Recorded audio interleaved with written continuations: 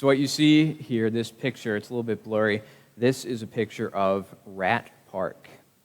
Rat Park was it was part of a study done on addiction. It was done on a bunch of rats. And I'm going to read, to start us off, part of an article published in the Psychiatric Times, written by Lloyd Saderer, MD.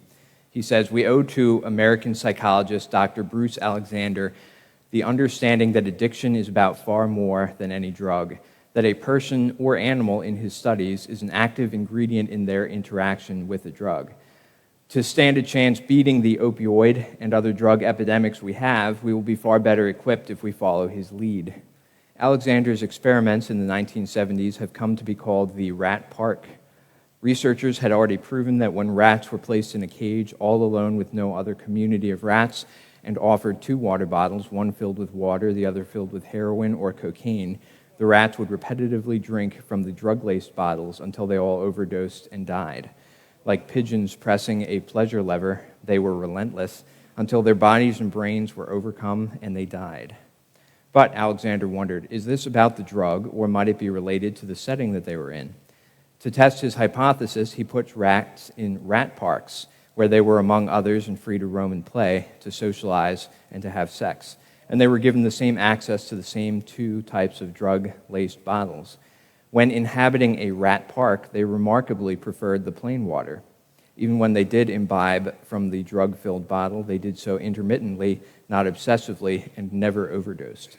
A social community beat the power of drugs." Very interesting parallel. And I want you to keep that in mind as we progress into the message. But first, we have some housekeeping to do because we have been away for quite a while. It's actually been about a month. It's been 3 weeks that we didn't have Freedom, but if you count the weeks in between, we actually last met on December 11th, so it's been about a month since we've been up here. I shouldn't have put this slide up. I should have tested you guys to see if you remember the name of the book that we've been teaching out of. But that's it. It's The Heart of Addiction by Mark E. Shaw. He's a certified biblical and addictions counselor. And we've been working through this book for quite a while, but the last 3 to 5 chapters, depending on how you look at it, he's been kind of building a point, working up this triad of points. So, I must explain. As I continue on today, I'm going to set not 1, but 2 Freedom Ministries world records, 2 things never before done. So first, in the interest of getting us up to speed, I'm going to be teaching you not 1, not 2, but 3 messages. But before you start to get nervous, we are going to get out of here on time because the second world record that I'm going to set is I'm going to teach the 2 quickest messages ever in Freedom Ministries history. So with that being said, slight recap, a refresher. So chapter 16, Mark Shaw started building the point what to do first, put off. He talked about the behaviors and the sins and the attitudes that we're supposed to put off. Chapter 17, what to do second, renewing your mind. Chapter 18, the battle in the mind. And then chapter 19, so I was supposed to teach on this December 18th, but we at the last minute decided to go to Philadelphia instead, and that wasn't anticipated when the schedule was made. So we decided, rather than to interrupt the flow of the teaching schedule, that I would just take the slot here today, and then we just move on with Pastor Jeff as we would have on the schedule naturally next week. So with that being said, I'm technically in charge of teaching 2 chapters tonight. Chapter 19, what to do third, put on, and then chapter 20, conveniently, is in the same vein, responsibility, gratitude, and submission, more to put on. And so therein, I'm responsible, you'll see, for 3 messages rather than just the one. So here it is. Somebody set a timer. I'm setting a world record here. Message 1, put off. So there are a lot of behaviors and attitudes in Scripture that we are told to put off. Ephesians 4 comes to mind readily. Starting in verse 22, you were taught with regard to your former way of life to put off your old self, which is being corrupted by its deceitful desires, to to be made new in the attitude of your minds, and to put on the new self, created to be like God in true righteousness and holiness. Now, there's an interesting, I don't know what to call it, a theory, a phenomenon recognized in the world of psychology called the pink elephant. And so I'm going to read to you part of another article. This is from Psychology Today, written by Marina Harris, a PhD, in which she writes, "Don't think about a pink elephant. Whatever you do, don't think about a pink elephant. Don't picture a pink elephant in your mind, just don't do it." Now, what are you thinking of? If I were to wager, I bet you're thinking of a pink elephant. Does this sound familiar? Do you often think about the things you're trying to avoid? Don't fall, don't be awkward, stop worrying, you better not miss. When you tell yourself not to do something, your brain just hears the directive. This means you spend lots of time and energy focusing on what you want to avoid, making it more likely that you'll do the very thing you don't want to do. And one of the key points from her article is that, as we just read, if you try not to think about something, you're going to think about it even more. And so the fact remains that it seems the more intentionally we try to not do something, the more we are inclined towards doing it. And this applies to the biblical principle of putting off. For example, have you ever been walking down a trail and all of a sudden off to the side you see a sign that says no trespassing? It's like, well, I wasn't even thinking about it before, but now that I see the sign, like, well, what's over there? It looks kind of interesting. Or, you've been in a museum and it says don't touch next to the Mona Lisa, and you're like, well, again, I didn't really think about it until you brought it up. Now I kind of want to touch it. And this idea, this concept is biblical. To quote Paul with his pink elephant, in Romans 7, he says, I don't know if I have this. I do. "What shall we say then? Is the law sinful? Certainly not. Nevertheless, I would not have known what sin was had it not been for the law. For I would not have known what coveting really was if the law had not said, 'You shall not covet.'" Now back to the pink elephant article. This PhD lady, she mentions a couple of techniques to help yourself to not think of the pink elephant. The only one I found really relevant was, she says, to flip it, which in her lexicon means instead of thinking about what you don't want to do, tell your body exactly what you want it to do. So the more we try to simply refrain from sin, the more we are going to sin. The only solution, therefore, is to flip it, to replace your evil thoughts and desires with good ones. Or, in other words, and that's the end of message 1. Did anybody time me? But now I have a chance to break my own record, because message number 2 is going to be just as quick, perhaps more so. So put on. That's the idea of flipping it. We put off, but the way that we put off, we have to do in conjunction with putting on, because we have to have something to replace the bad stuff with. And so, bringing ourselves back around to the kind of the overview from chapter 16 to where we are now, chapter 20, we find ourselves skipping from chapter 16, which was put off, and now we're skipping ahead to chapter 19, put on, kind of skipping over 17 and 18, which both talk about renewal of the mind, because that's really that's the method by which we put on, isn't it? Renewing your mind, changing what your mind is focusing on. So renewal of the mind, change of focus, these are kind of interchangeable ideas. And I think rather than giving you a list of here are the things that you should put on, which all of us who are believers should be well acquainted with such lists, I think it's more important to teach us how to do this putting on, because when you have the proper technique and the proper focus, everything else falls into place. You no longer need to focus on a list of things to put on, 10 Commandments, for example. Now you have the Holy Spirit working in you naturally to produce these behaviors that you need to put on. And so the key, ultimately, to putting on is to renew your mind and to change your focus. And so, in coming to this kind of hasty conclusion to this triad of points that the author of the book had been building up to, I find myself once again teaching the same message that I always seem to teach, which is not a bad thing. At the end of the day, we really only have one message, and I've heard other teachers. I know Rich, once made the same comment. He said, "It seems like I'm teaching the same message again."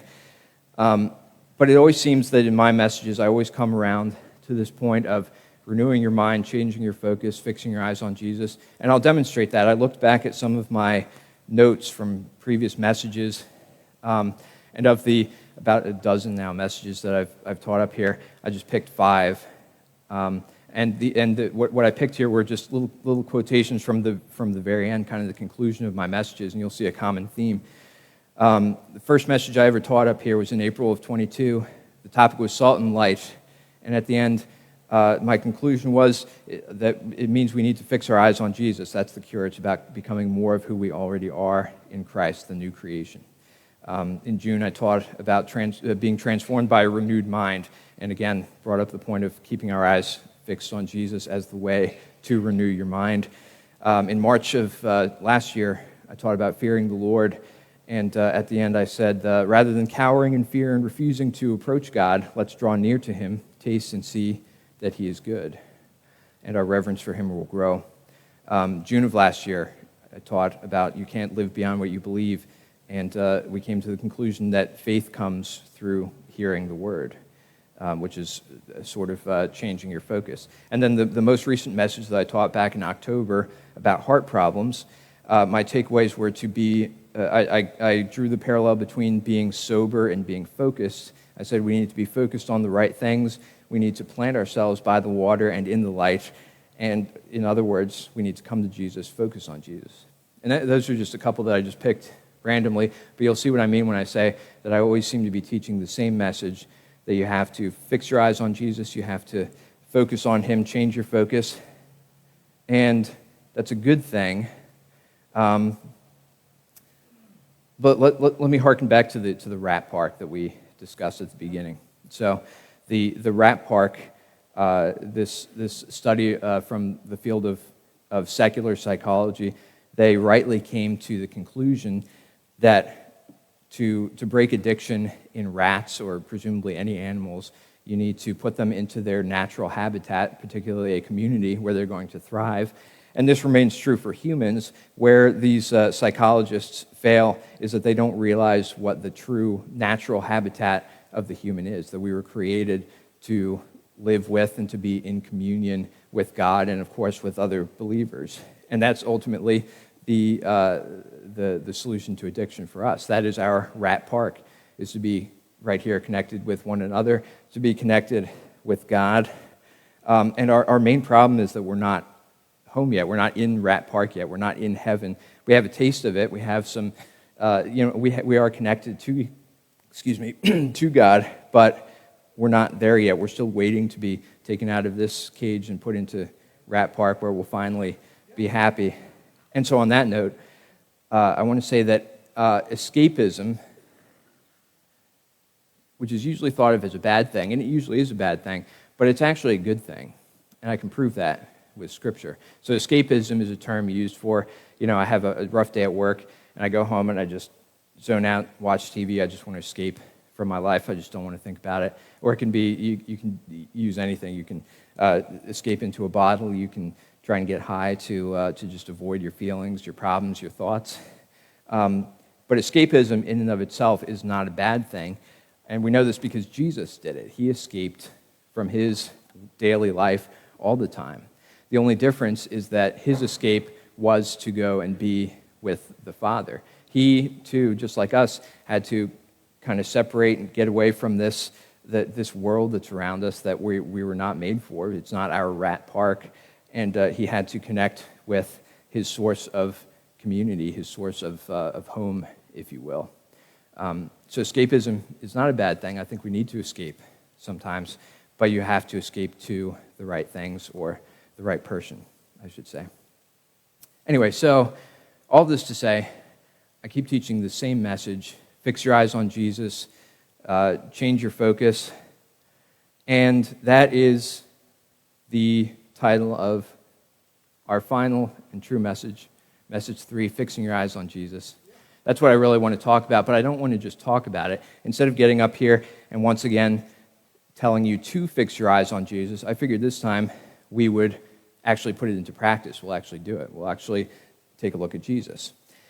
So when you want to take a look at Jesus, that's obviously a very broad topic. We have a 66-volume book all about Jesus. You have to narrow it down from there. And so the question next that I asked was, I'm curious, what was Jesus like as a person? Which is fitting to we're just coming out of Christmas, where Jesus came down, in flesh, and so maybe that's why it was on my mind. But even that, I feel, is too broad of a topic. There are a lot of different avenues, different ways that you can apply that question. So, in the interest of whittling down my research question to be a little more specific, I came up with this question: how is it that Jesus was a friend of sinners? What did that look like functionally? What would that look like if you were in the room with him, physically watching him? So this is the message that I was that's been on my mind for quite a while, that I was planning to just kind of disregard the book and teach this, but I felt that the review to see where we came from through the book was necessary. I didn't want to do a disservice to that book, especially with Jeff kind of picking up next week off of the next chapter. But this is our topic for tonight. How is it that Jesus was a friend of sinners, and what exactly did that look like? And I think that answering this question is good for us. It'll help us in two ways. First, it's going to help us as believers learn how to become friends of sinners ourselves. And second, point number one, but the second one, there's two number ones up there. It'll give us a better grasp on the grace and mercy that he shows to us as sinners. And I think this is what it means, really, when we say to fix our eyes on Jesus, to literally to look at him, to study him, to remind yourself of his grace and mercy and his character, and to remember how much we are loved. And when we do that, we just can't help but to be changed. But the reason that this question comes to my mind, what did it look like for Jesus to hang out with sinners, is because self-righteous people are not a lot of fun to be around, are they? I think we've all experienced this from one side of the fence or the other, perhaps both, either being with somebody who is self-righteous or perhaps being that self-righteous person that just kind of turns other people off.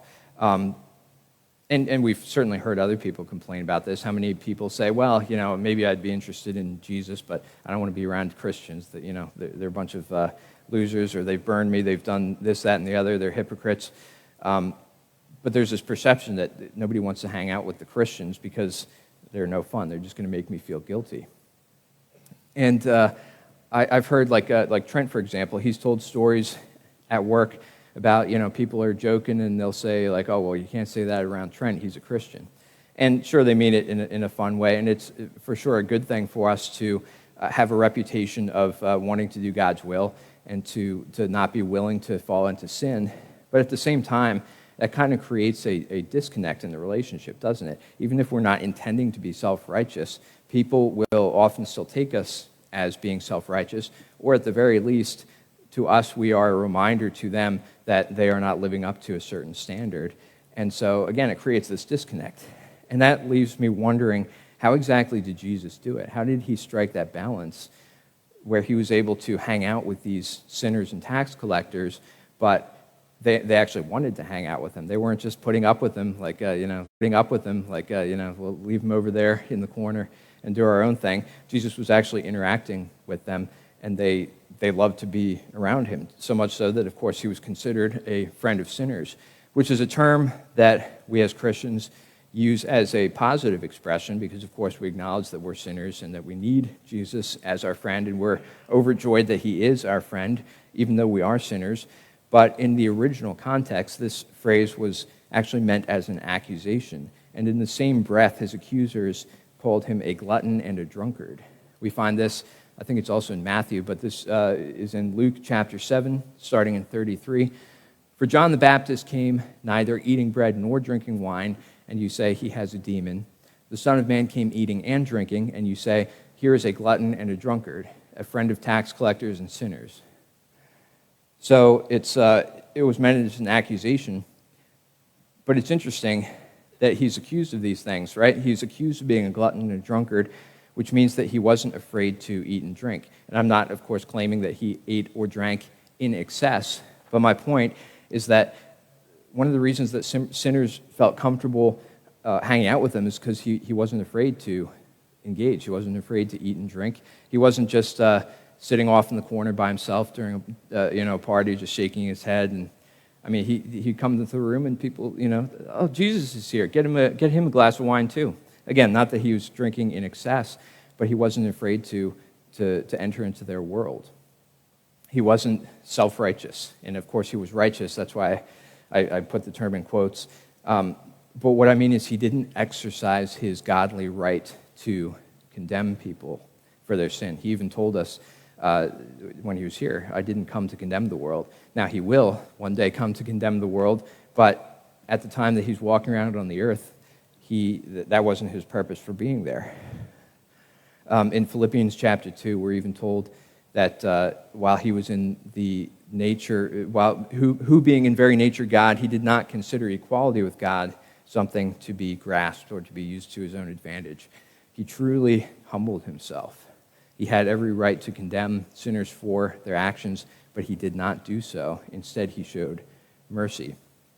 So in the interest of trying to answer this question, let's take a look at how Jesus interacted with a couple of sinners. And I want to start, maybe I shouldn't start with this one, it's perhaps the most poignant example, but the woman caught in adultery. I'll read, I don't think I have it up there. No. In John chapter 8, starting verse 1, Jesus returned to the Mount of Olives, but early the next morning he was back again at the temple. A crowd soon gathered, and he sat down and taught them. As he was speaking, the teachers of religious law and the Pharisees brought a woman who had been caught in the act of adultery. They put her in front of the crowd. "Teacher," they said to Jesus, "this woman was caught in the act of adultery. The law of Moses says to stone her. What do you say?" They were trying to trap him into saying something they could use against him, but Jesus stooped down and wrote in the dust with his finger. They kept demanding an answer, so he stood up again and said, "All right, but let the one who has never sinned throw the first stone." Then he stooped down again and wrote in the dust. When the accusers heard this, they slipped away one by one, beginning with the oldest, until only Jesus was left in the middle of the crowd with the woman. Then Jesus stood up again and said to the woman, "Where are your accusers? Didn't even one of them condemn you?" "No, Lord," she said. And Jesus said, "Neither do I. Go and sin no more." So this is when I think of sinning, especially these habitual sins that we're here to address, to deal with, I often think Jesus is the last person you would want to walk into the room when you're sinning, right? If you're you're yelling at somebody, cussing somebody out on the phone, you have a bottle in your hand, you're shooting drugs into your arm, and Jesus walks in, that's not a good thing. He's the last person that you would want to see while you're committing sin. Or is he? Because, this example where Jesus is directly confronted with somebody who is actively in sin, it turns out that he's exactly the person that she wanted there, more so than the judgmental Pharisees. Because, again, he showed grace and mercy. He didn't exercise his right to condemn. Another example, Jesus anointed by a sinful woman. In Luke 7, one of the Pharisees invited Jesus to have dinner with him. He went to the Pharisee's house and reclined at the table. A woman in that town who lived a sinful life learned that Jesus was eating at the Pharisee's house, so she came there with an alabaster jar of perfume. As she stood behind him at his feet weeping, she began to wet his feet with her tears. Then she wiped them with her hair, kissed them, and poured perfume on them. When the Pharisee who had invited him saw this, he said to himself, "If this man were a prophet, he would know who is touching him and what kind of woman she is, that she is a sinner." Jesus answered him, "Simon, I have something to tell you." "Tell me, teacher," he said. 2 people owed money to a certain moneylender. One owed him 500 denarii and the other 50. Neither of them had the money to pay him back, so he forgave the debts of both. Now which of them will love him more? Simon replied, "I suppose the one who had the bigger debt forgiven." "You have judged correctly," Jesus said. Then he turned toward the woman and said to Simon, "Do you see this woman? I came into your house. You did not give me any water for my feet, but she wet my feet with her tears and wiped them with her hair. You did not give me a kiss, but this woman from the time I entered has not stopped kissing my feet. You did not put oil on my head, but she has poured perfume on my feet. Therefore, I tell you, her many sins have been forgiven, as her great love has shown. But whoever has been forgiven little loves little." Then Jesus said to her, "Your sins are forgiven." The other guests began to say among themselves, "Who is this who even forgives sins?" Jesus said to the woman, "Your faith has saved you. Go in peace." So in both of these examples, we see that Jesus doesn't ignore the sin. He acknowledges the sin.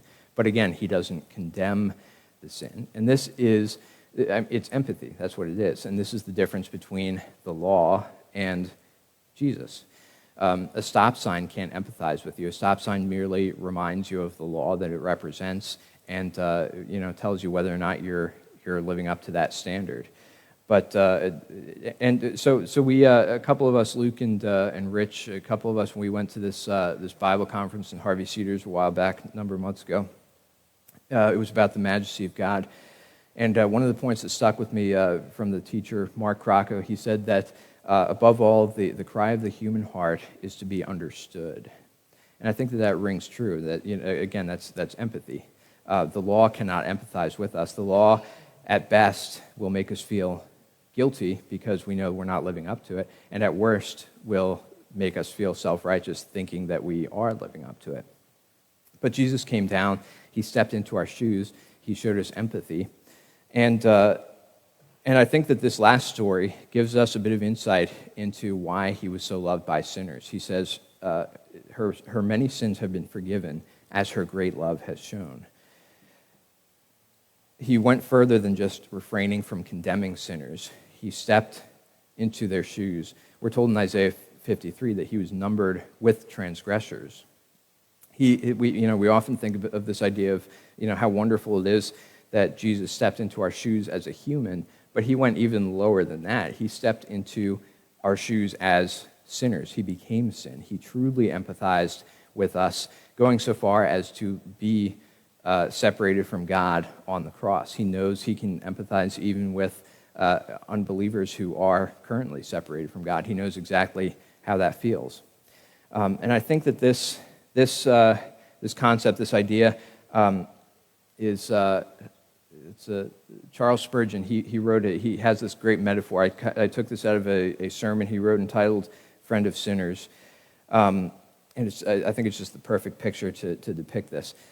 He writes, "But there is another reason why Christ was numbered with transgressors, namely that he might plead with them.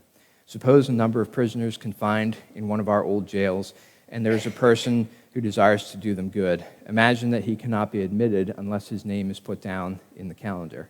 Well, out of his abundant love to these prisoners, he consents to it, and when he enters to talk with them, they perhaps think that he will come in with cold dignity. But he says, 'Now let me say to you, first of all, that I am one of yourselves.' 'Well,' they say, 'but what have you done that is wrong?' 'I will not answer you that,' saith he. 'But if you will just refer to the calendar, you will find my name there. I am written down there among you as a criminal.' Oh, how they open their hearts now. They opened their eyes with wonder first, but now they open their hearts, and they say, 'Art thou become like one of us? Then we will talk with thee.' And he begins to plead with them. 'Sinner, do you see this? Christ puts himself as near on a level with thee as he can. He cannot be sinful as you are, for he is God and perfect man, but he so puts his name down in the list that when the roll is called, his name is called over with yours. Oh, how near he does come to you in your ruined state. Then he does this that sinners may feel their hearts drawn to him. What, do you become poor as I am, that I may be made rich? Jesus, Son of God, do you allow yourself to be numbered among lost ones that you might find me? Oh, then my soul shall open itself to give thee a hearty reception. Come in, loving Savior, abide with me, and go no more out forever. There's a tendency in awakened sinners to be afraid of Christ, but who will be afraid of a man that is numbered with us and put down in the same list with us? Surely now we may come boldly to him and confess our guilt. He that is numbered with us cannot condemn us. He whose name is down in the same indictment with us comes not to condemn, but to absolve, not to curse, but to bless."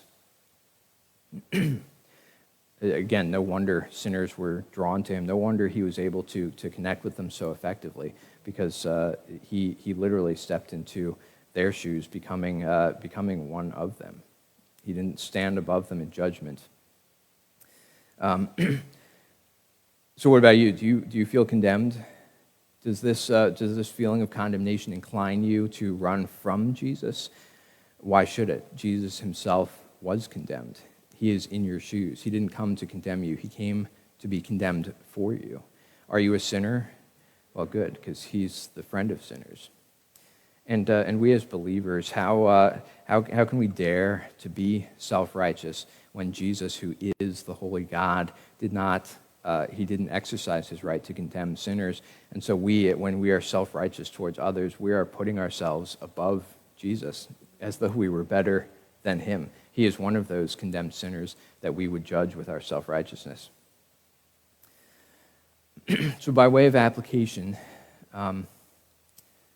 once again, I think just grasping this idea of Jesus, becoming a sinner and being the friend of sinners will help us to learn to be friends of sinners ourselves, and it's going to help us to understand to get a better grasp on the grace and mercy that he shows to us. I think this is something for us to dwell on, and it makes me wonder.